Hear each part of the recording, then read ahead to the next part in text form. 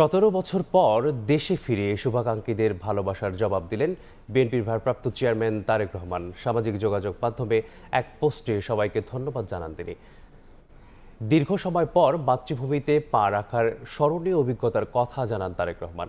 ঢাকার রাস্তা জুড়ে মানুষের ঢল, লাখো মানুষের দোয়া ও ভালোবাসাকে আজীবন হৃদয়ে ধারণ করার কথা বলেন তিনি।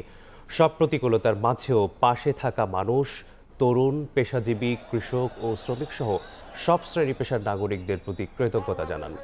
তারেক রহমান বলেন, বৃহস্পতিবার তার দেয়া বক্তৃতা বাংলাদেশের ভবিষ্যতের জন্য একটি বাস্তব পরিকল্পনার ঘোষণা। এছাড়াও শান্তি, নিরাপত্তা ও মর্যাদা ও ও অন্তর্ভুক্তিমূলক রাজনীতির উপর ভিত্তি করে ঐক্যবদ্ধ বাংলাদেশ গড়ার আহ্বান জানান তিনি। পাশাপাশি প্রতিহিংসার রাজনীতি থেকে বেরিয়ে আসার প্রয়োজনীয়তার কথা তুলে ধরেন।